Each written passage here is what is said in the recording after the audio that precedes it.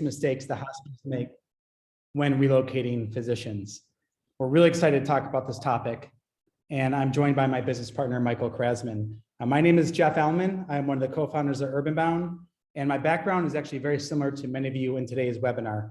I was in HR consulting and recruiting with Michael for over 15 plus years when we saw a very dangerous trend that was happening in healthcare and across companies throughout the United States and the world.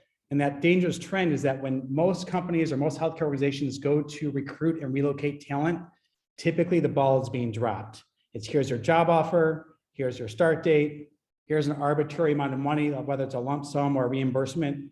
Good luck with your move. We'll see you then. So our goal was to look at this relocation industry and figure out a better way to ensure that everyone who's moving has a positive experience and a proven process to follow. And today we're going to be diving into some of the mistakes that we've seen healthcare organizations make. Michael, I'll hand it over to you for an introduction. Yeah, as Jeff mentioned, I'm Michael Krasman, Jeff's co-founder here at UrbanBound, and Jeff and I have been working together, having started about 5 companies now over the last 20 plus years. But as Jeff mentioned, we've spent really the bulk of our career working together at this cross section of human resources and technology, and we're excited to share what we've been learning, particularly as we've been building UrbanBound for the last 10 years. So we'll dig right in then. Thanks, Michael. And at the end of today's webinar, I just want to point out that at the bottom of your screen, you'll see there's a Q&A. If you have any questions that you want to ask Michael and myself, we're happy to answer them at the end of the presentation.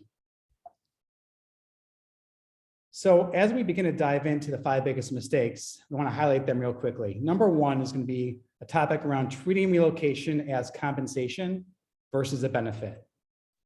Consumer moves versus corporate moves, failure to provide community resources to those providers, not investing in the candidate experience, and then a lack of visibility and robust reporting. So the healthcare industry, in our opinion, has been living in the Flintstone era when it comes to supporting relocating providers. Today, we're going to discuss the new way to go about relocating providers and make sure that you can avoid all those mistakes that we often see healthcare organizations make. So let's dive in. The very first mistake, and the number one that we see all the time when we're talking to people like yourself, is treating relocation as compensation versus a benefit. This is the look of someone's face when they probably learned that they have to relocate, and it's not usually the best experience. So number 1, we find that most healthcare organizations, when it comes to relocation, the mistake is either it's a lump sum of money that's being provided to the provider, or it's a reimbursement policy. And what we found in this mistake is it doesn't matter how much money you give, Dr. Sampson. You can give $100,000, $25,000, $10,000. They don't feel supported when they're just being given money and told good luck with the move. And to make matters worse, if it's a lump sum, most healthcare organizations are significantly overspending.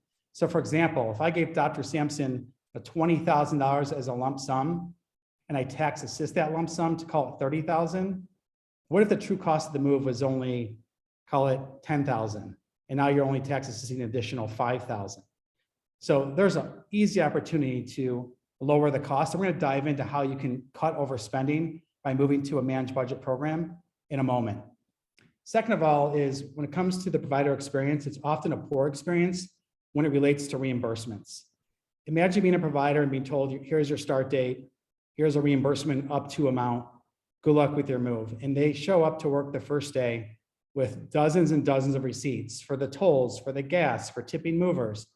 And they had to front all of their own expenses for very large ticket items like moving their house so good. So it could be $30,000 or $40,000 they're asked to front, and they get reimbursed in their first or second paycheck. And for internal teams, the finance side of the house, they're looking at all these receipts and having to audit them against some type of relocation policy. Very poor experience. That leads to a lack of visibility into reporting on how those benefits are being consumed, which Michael's going to dive into later on. And we also find that relocation the old way, which is once again giving them money, hoping it goes well, leads to decreased offer to acceptance rates, where caregivers who are moving don't feel cared for as the first impression of the organization because it's up to them to figure it out.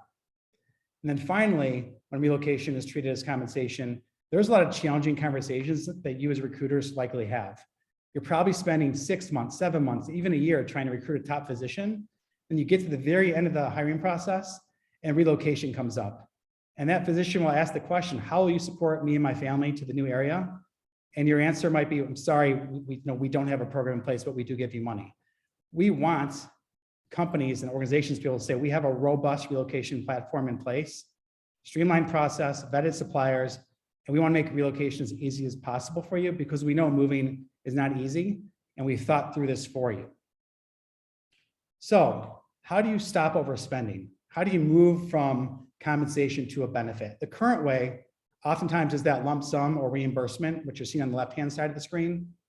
The future state in this major movement we're seeing in healthcare is moving to what's called a managed budget, where you can take that same $20,000, but think about it differently, where they have up to $20,000 to spend across different benefits that they would qualify for.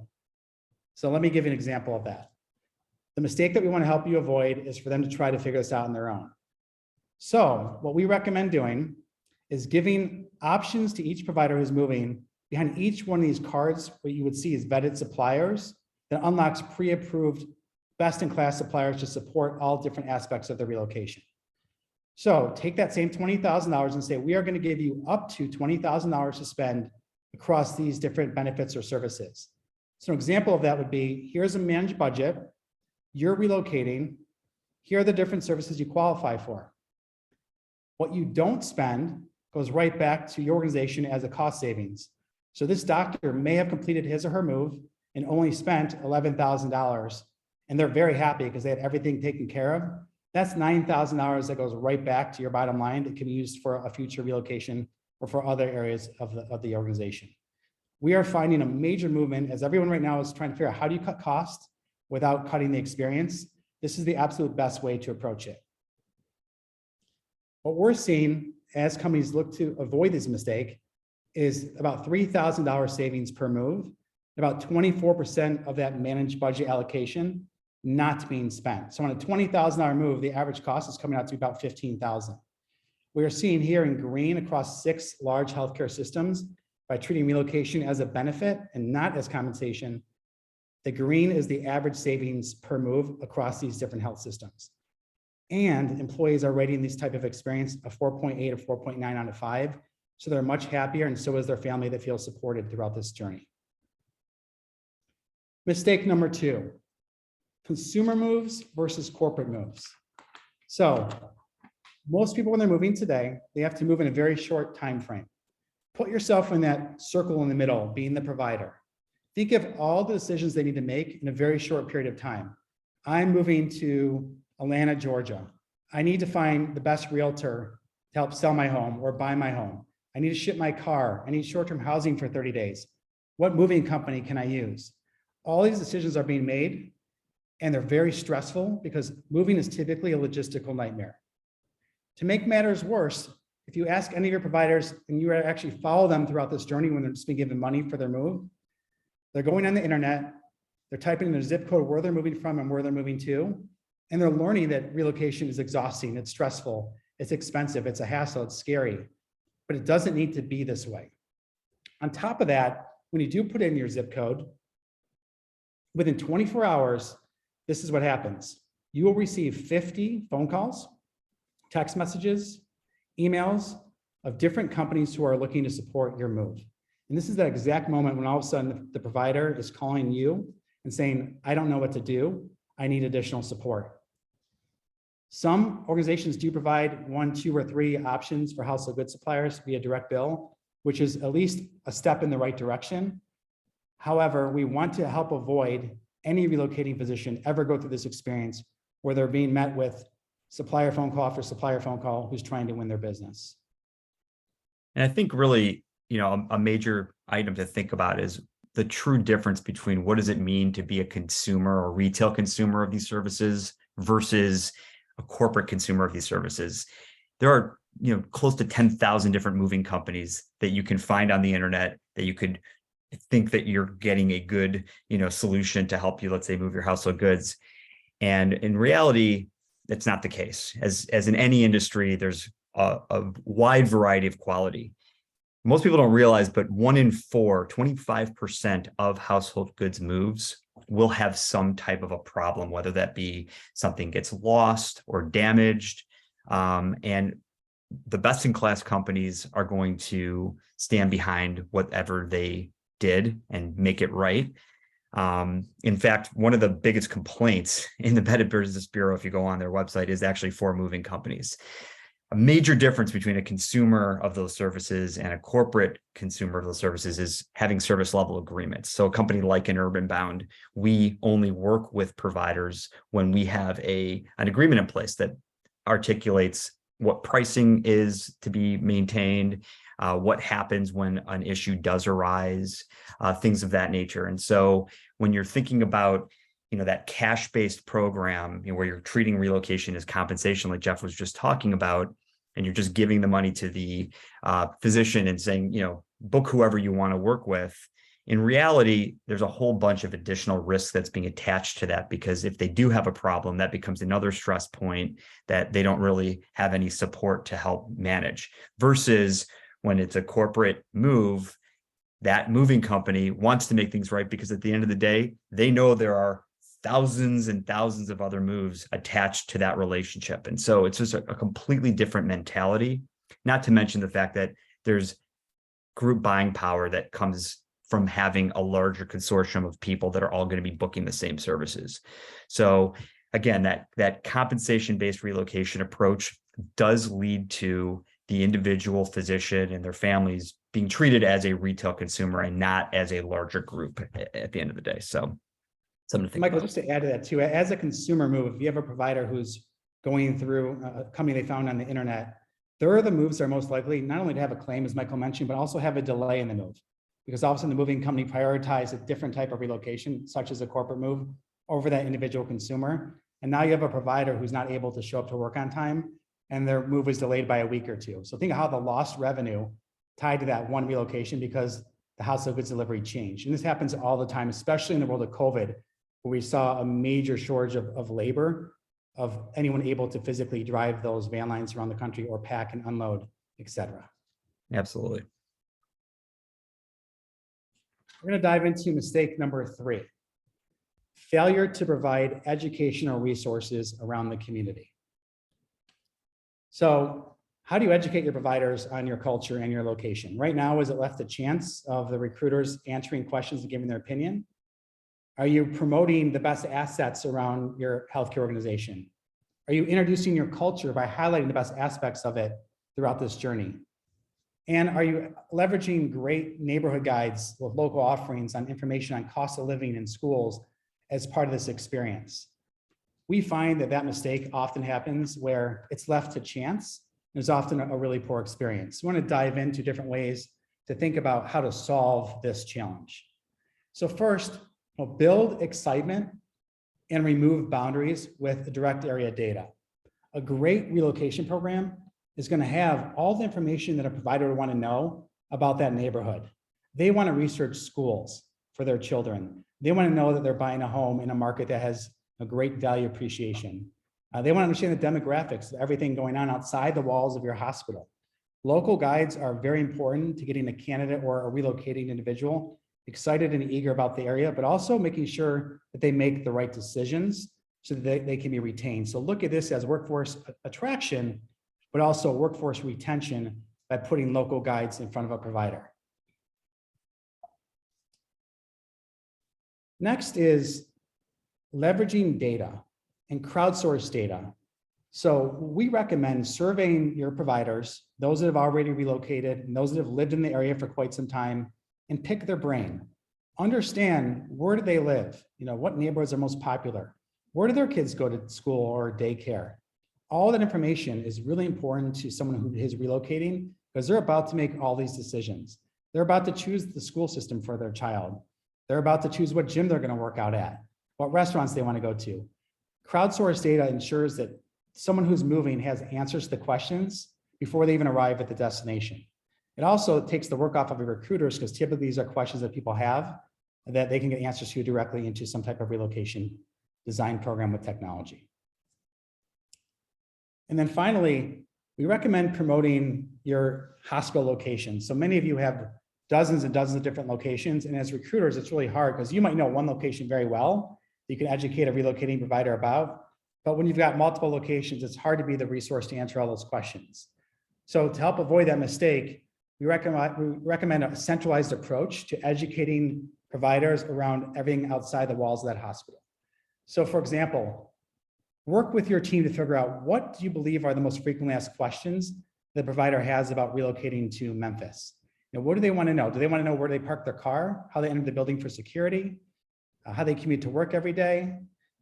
This is an area where maybe you've got some great information that you've already curated that you want to share with providers that in today's world, once again, the old way was like, oh, let's email the provider and attach some documents, maybe send some links to the local chamber of commerce, or let's promote some of the things that we're doing in the hospital to get them excited.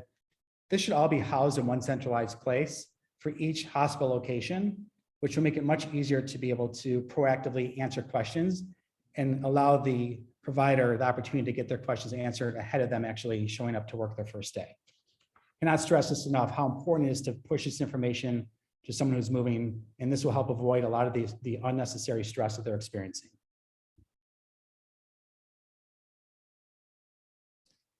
And then another area here is give your providers solutions for getting to know the local community. So for example, do you have the best realtors? Do they help with area tours? You know, do you have realtors who can also help with the origin of the move, not only the destination, but also the origin? Are you providing rental assistance so they can understand what apartment buildings are most popular and everything they would need to know about the amenities and the distance to work every day? Are you providing real estate assistance with either guaranteed buyouts or buyer value options? Mortgage lender programs are very popular. A mistake oftentimes is, you know, we typically don't want healthcare organizations to have their physicians renting. We want them to plant their roots and stay in that community for the long haul. So how do you incentivize them to purchase a home? There's lots of great mortgage lending programs that if you're working as a corporate move versus a consumer move, you're going to get capped fees, which will save thousands of dollars, discounts on mortgage points, discounts on closing credits. It's all available if you think differently about your relocation program. Once again, moving away from reimbursements and lump sums and leaving things to chance. Also, offer home warranties as an incentive. These are low cost, but it gets someone to more likely lean in and purchase that home and commit to the community. Destination service experts are always there to give, you know, local feet on the street tours of the communities, of the schools, of the temples, the churches, the mosques. That can all be baked into ensuring that you have great information on the local community. And then once again, you can also turn on things like cultural training, cultural assistance, job assistance for the spouse, language lessons. This is all part of having a well thought through community for those that are relocating. So that brings us to mistake number 4, and that's not investing enough in the candidate experience. You know, relocation we often think about as this moment in time that happens after a person has chosen to come work for your healthcare system, and they're going to be relocating with their family and they're going through all of the logistics. But in reality, the relocation process begins way before that, probably as early on as some of the first introductory conversations you might be having with a prospective physician to come join your organization. Here's a couple of statistics to kind of highlight why it's so important to think about their experience as a candidate first. 93%, so well into the 90th percentile of those that end up accepting an offer reflect back on their experience as a candidate as being extremely positive. So it was something that influenced their decision. And on the flip side, of those that end up not moving forward in the process or kind of removing themselves from wanting to move forward, nearly half, 44%, say that it's because they had a bad experience while they were a candidate. So thinking about that, I want to dive a little bit more into what we mean by how do you elevate this candidate experience and turn it into something that might be a disadvantage the way it's being done today into a strength and something that actually drives more yeses in the recruiting process. And it's really 3 different components. The first is something that many of you are probably already doing, which is educating that prospective provider, physician, et cetera, on what it's like to come work for your organization.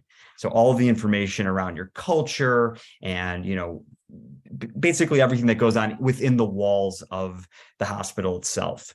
But the other areas that tend to get neglected or kind of glossed over are what's going to happen outside of the hospital, the hyperlocal community, the content around housing, et cetera, everything that Jeff was just talking about in the last section, getting it in front of those individuals that are still early on in the courting process with you, getting that information in front of them so they can start to visualize what it'll be like in their life to come work in that environment, in that area with their families, schools, housing, how are they getting to work. All that information is very, very relevant early on in that process.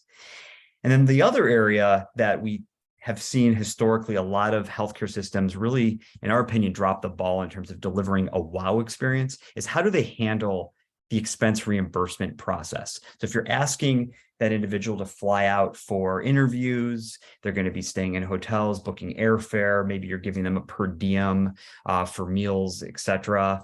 How are you handling reimbursing them through that process? Because many have reported to us that it takes weeks and sometimes even months to actually process a reimbursement report, given the fact that typically the physician isn't a vendor, so they have to be set up in the payable system, et cetera.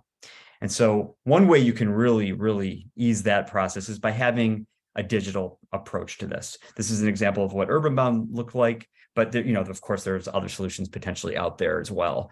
But it's something as simple as giving them the ability to connect their bank account, submit a reimbursement receipt or report right through a software that can easily be approved against whatever policy your healthcare system is offering for candidates.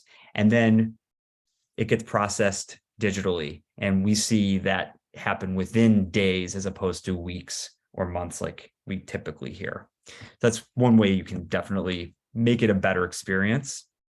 What does this ultimately do for your recruiters? Jeff, if you want to go to the next slide.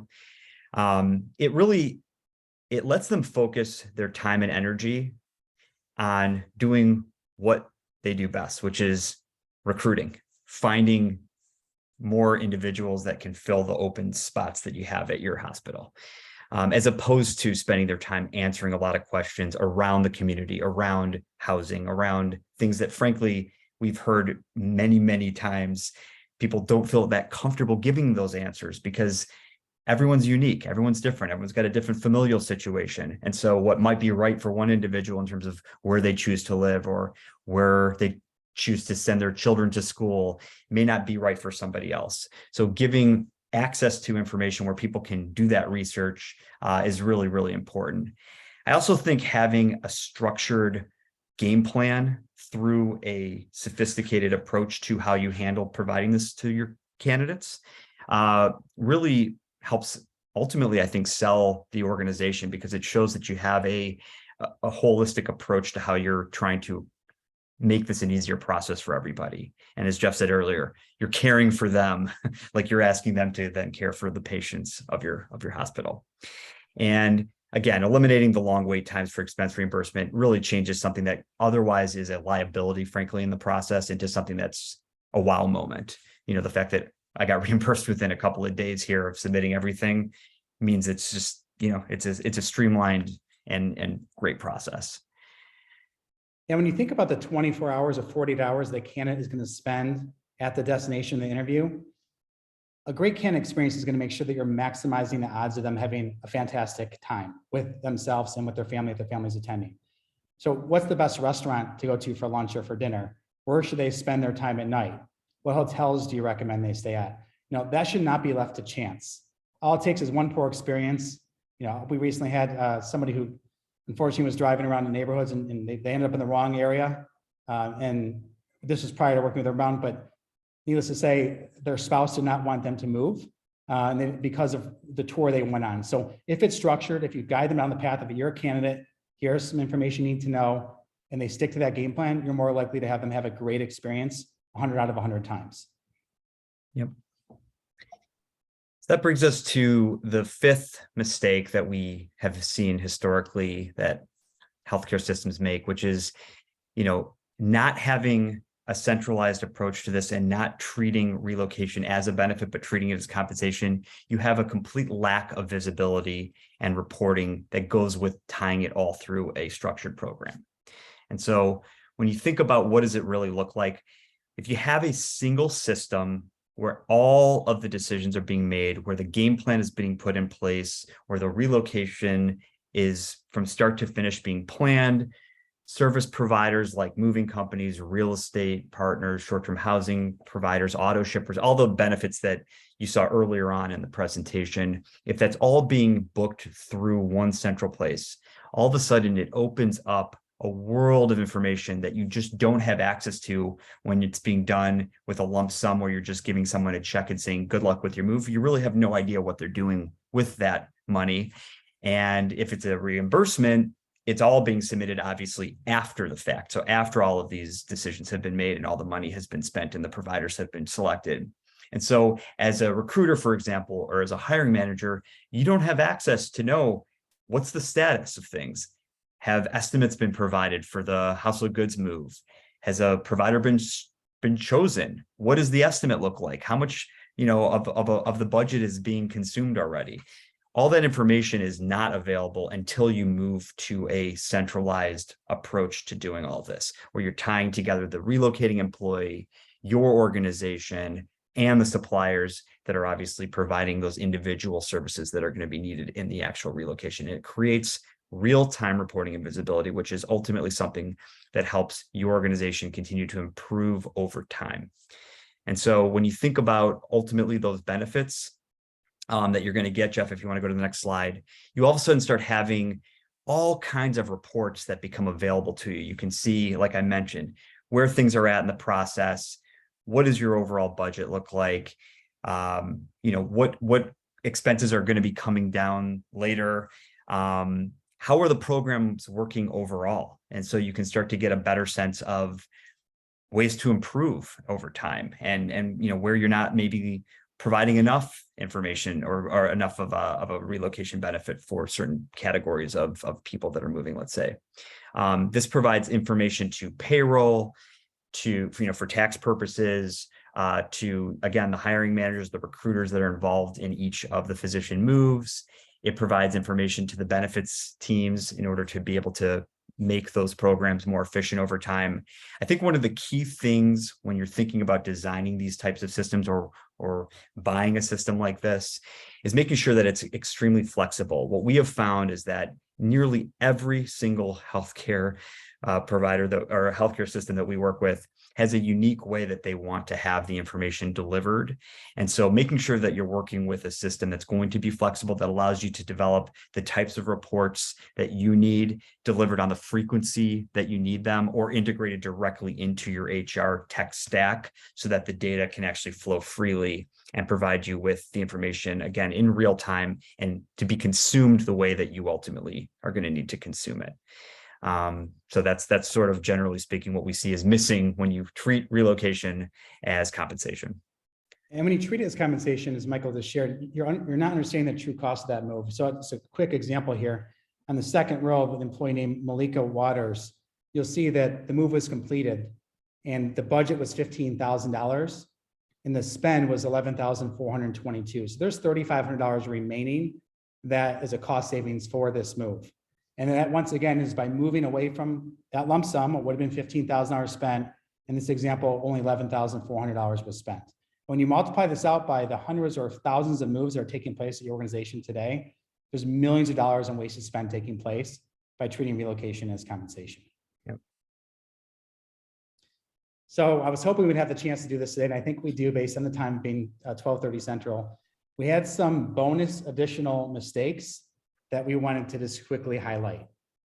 So mistake number 6 is failure to promote relocation benefits within your career page. So after today's webinar, I would highly recommend looking at your career page, put yourself in the shoes of that potential relocating provider, and see if you have any information promoting the benefits or services they'll get if they said yes to the job and had to move. We find that most healthcare organizations do a really poor job of this. This is a major mistake. I'll give a kudos to Mayo Clinic. Mayo Clinic learned this a while ago that to win that battle for top talent for physicians, their benefits page really highlights relocation across by 40% of the benefits that they're offering. That's what the focus really is on. Next is not enough focus on diversity, equity, and inclusion. I'll just share some quick stories with you here, but recently we were talking with a provider and she had a major concern. She said, no, I don't want to, she was moving to Memphis. She said, I don't want to be the only one on the street who doesn't have a Christmas tree because I'm Jewish. So how I understand exactly, where to live. Or a chief medical officer recently shared with us that 24 hours earlier, he had a situation where he had a doctor who was Muslim who was going to be coming to the area to check it out to eventually relocate. And he wanted to live in an area that was within walking distance to a mosque. So they were panicking, trying to figure out the best realtor to use because they didn't even have a realtor in place to be able to assist and answer those types of questions. So DEI initiatives can align very closely well with having a great supply chain that's diverse when you have a robust game plan for relocation and technology managing it. And then finally, mistake number 8, if you're on today's webinar and you do not have a written relocation policy or guidelines that you're giving to a provider when they need to move, that has to be fixed immediately. Because this is the number one reason why people get really upset. Imagine getting told you're receiving $20,000 to relocate, but it wasn't communicated in writing that it was going to be taxed. So now you only have $12,000, but you actually spent $20,000 for your move. That's a horrible first day on the job and have to have that conversation with HR that the wrong dollar amount was communicated, or that, for example, they shipped a fine wine collection, or they shipped a boat, and that was something that would not have been covered, but it wasn't communicated, and they spent the money already. What do you do in that situation? Do you make the provider whole and pay the money, or do you tell them, no, I'm sorry? If you tell them, no, I'm sorry, because we didn't have a formal policy or guidelines in place, that's a really rough start, and we never want anyone to be in that situation. So we've covered a lot of mistakes. We try to highlight some ways to solve some of these mistakes, but we want to make sure that before we go into questions and answers, we highlight one last thing. At UrbanBound, we've helped thousands and thousands of providers relocate. Here are some examples of some of our clients. We're really proud to be a very data-driven company where everything that we do is measured.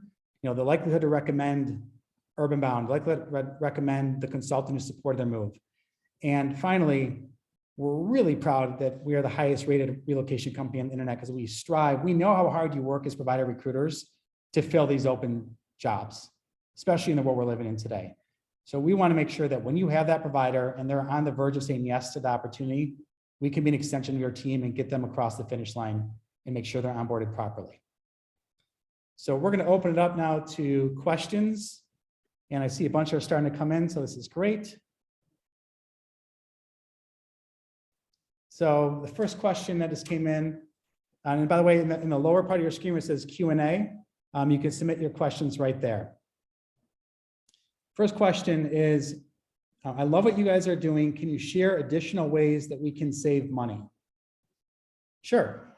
So you saw the number one way to save money is by moving away from, if you're given a lump sum today, move to a managed budget, the amount of savings you have will be staggering. But on top of that, we recommend looking at the types of moves that you have within your organization and offering different types of solutions. So let me give you an example. Household goods. Most people, when they're moving, they use full service van lines. However, there's lots of alternatives that are about 40% less. They're called alternative shipment solutions. They piggyback on Amazon, UPS, and FedEx, and they're able to have shorter delivery spreads, which means less time for the provider to be in a hotel or short-term housing. And they also have lower claims rates because of how they handle different relocations. That's one way. Another way to cut costs is if you think about your policy today, if you have a policy, oftentimes we see policies where they're very limiting in scope. So for example, Dennis is relocating and Dennis is going on a home finding trip.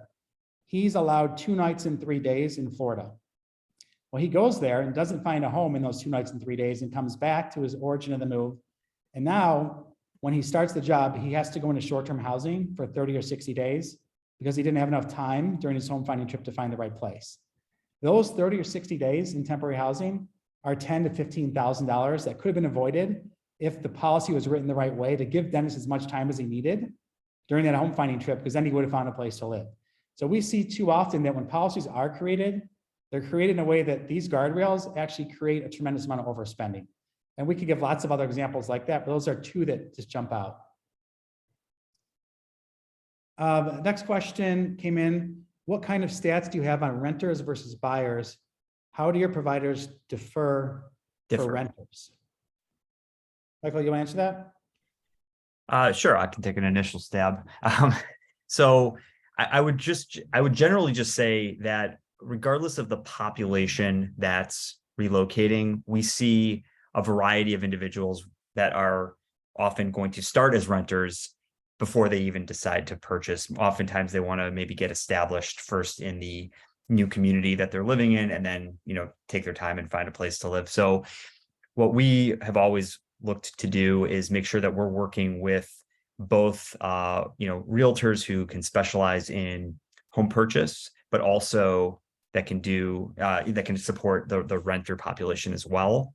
We also will work with destination service partners, and these are individuals that are usually not realtors, but they are individuals that can give area tours, including establishing, a list of, let's say, apartments to go check out or apartment buildings to check out. Something else that we've baked into our platform is the ability to do real-time searches for available apartment inventory. So not just looking at homes that are for sale, but actually for rent or apartments for rent. Because we know that, especially in an environment right now with interest rates on mortgages, I just saw this morning officially across the country have hit over 7% now. There's going to be likely window of time where individuals are going to kind of sit on the sidelines and choose to rent before they buy. And so it's critical that you think of it holistically when you're designing your program, that you're thinking about individuals that are out of the gate going to want to buy, but those that are going to want to maybe rent for a year, maybe even 2 years before they officially make that home purchase decision. So yeah, hopefully that answers the question. The next question that came in is, my team is very, very lean. How easy is it to implement a solution like UrbanBound? That's a great question. And most of our clients have very lean teams. And that's exactly why they implement us, because we become an extension of their team. Implementing a solution like UrbanBound, I would say 95% of the work is on our end, and 5% is obviously on your end. It's about 3 to 4 hours of total time on your end. Because what we do is we come in, we consult, we benchmark, we build the relocation guidelines or policies. We get those approved by your team. Then we launch the portal with sample content that you would approve. And then we also meet with the finance team to discuss the funding mechanism for how we can make payments on behalf of the providers, so they're no longer having to front the expenses with the different suppliers that are being chosen. So very easy to implement, not hard at all. A great question. And we got more coming in right now. What is the smallest number of relocations that UrbanBound is willing to work with? So the smallest type of program that we're able to build a program for is typically at least 10 moves per year. That's when it makes sense to justify building a relocation program structure through technology. That's where you also will get immediate ROI, at least 10 or more moves. Yep. And I believe that's it. We'll hold on for another few seconds. Otherwise, if you think of other future questions that you want to ask, Michael's contact information and my contact information is on the page right now. Another question came in. If DSP providers aren't realtors, how do they have access to all the apartments in a given area? So a lot of times, best practice is that you don't want the DSP to be a realtor, because you want them to be incentivized and make sure they're focused on education, not on guiding them towards certain properties that they know are their listings or other agents within their brokerage listings.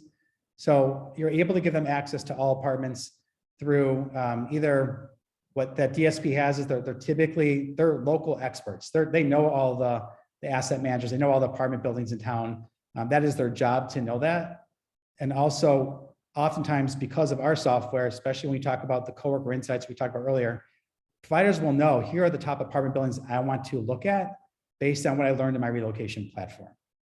Yeah, I think the key thing to understand the difference here is that I think the best in class DSPs, by not being realtors, it means that they're not earning a commission. So they can still show, they could still set up tours with the leasing offices of apartment buildings, for example. It just means that they're not receiving a commission. Obviously, you need to be a licensed real estate agent in order to receive a commission for that. And I think that's the key difference that Jeff's kind of talking about here.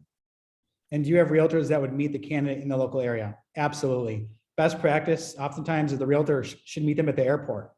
First impression, there's someone there who's an expert to educate them and take them to the right areas around your hospital. Yep. Okay. Well, thank you, everyone. And thanks again, Practice Match, for allowing us the opportunity to share these mistakes and some common ways to solve these challenges. And everyone have a good rest of your day. Talk to you soon. Thank you all. Thank you.